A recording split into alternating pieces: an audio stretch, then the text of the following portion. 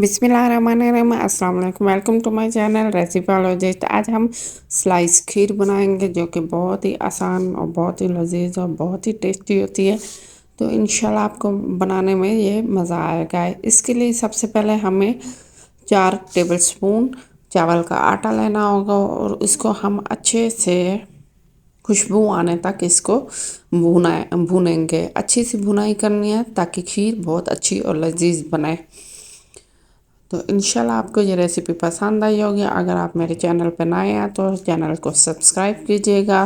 अगर आप ओल्ड हैं तो आप लाइक और कमेंट्स कीजिएगा और वीडियो को अच्छे से पूरी देखिएगा।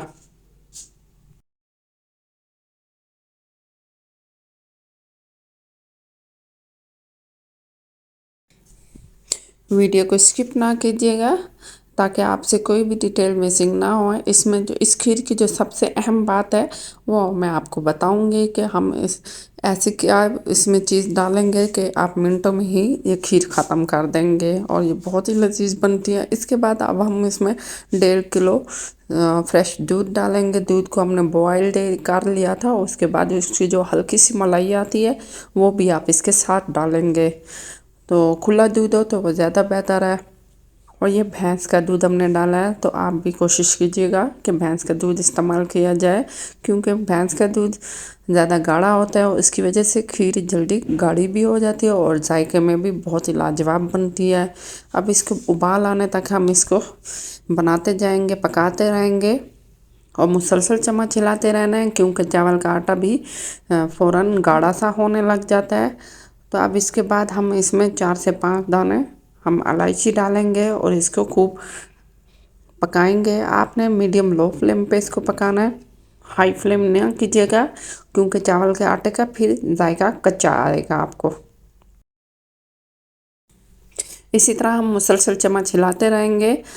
आराम आराम से आप इसको चम्मच हिलाना है और इसी तरह मुसलसल हिलाते रहेंगे ताकि पेंदे के साथ जो चावल का आटा चिपके नहीं।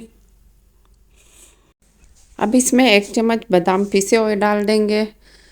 इससे इसका जायका बहुत ही लाजवाब आता है। अब हम 3 स्लाइस गरम करेंगे। उसको हल्का सा ऑयल लगा के पैन के ऊपर से गरम कर देंगे। लाइट गोल्डन कलर कीजिएगा। ये इस खीर की मेन इंग्रेडिएंट है। इसके बगैर खीर तो अच्छी बनती ही नहीं है और ये बहुत ही लाजवाब बहुत ही टेस्टी बनती है। और अब हम इसी तरह ही इसी बर्तन में चम्मच हिलाते जाएंगे और हम अब इसमें ब्रेड को टुकड़ों में काट के डालते जाएंगे। इसी तरह टुकड़े डालते जाएंगे हम, साथ साथ चम्मच हिलाते रहना है आपने। और मीडियम लो फ्लेम कीजिएगा, हाई फ्लेम ना कीजिएगा और अच्छे से ही इसको आपने पकाना है। इंशाल्लाह आपको ये रेसिपी पसंद आएगी। ये देखें आप इसी तरह ही चम्मच आपने मुसलसल मारना है, हिलाते जाना है ताकि जो है ब्रेड अच्छे से इसमें घुल जाए। अब हम इस स्टेज पे आके हम चीनी डालेंगे। चीनी आपके ऊपर है, आप कम या ज़्यादा डाल सकते हैं लेकिन मैंने इसमें 1.5 कप चीनी डाली है। इससे इसका टेस्ट बहुत अच्छा आता है। और एक चम्मच इसी तरह ही आपने मुसलसल हिलाते रहना है और ब्रेड इसी तरह ही अच्छे से घुल जाएगी। आपने इसको इतना ही ब्रेड को मिक्स करना है, घोलना है कि इसमें आपको ब्रेड की शेप नज़र ही ना आए, पता ही ना चले कि इसमें ब्रेड है। और ये बहुत ही लाजवाब बहुत ही टेस्टी खीरनी तैयार हो गई। अब हम इसमें 1 ड्रॉप खेवड़ा एसेंस डालेंगे या आप वनीला एसेंस भी डाल सकते हैं लेकिन मैंने इस खीर में मोस्टली तौर पे खेवड़ा एसेंस डाला जाता है और ये बहुत ही लाजवाब टेस्ट आता है। इंशाल्लाह आपको ये रेसिपी बहुत पसंद आएगी और आप ये ज़रूर बनाइएगा। ये देखें ब्रेड भी अच्छे से पक गई है और ये माशाल्लाह से बहुत ही लजीज और बहुत ही टेस्टी बन गई है हमारी ये स्लाइस खीर।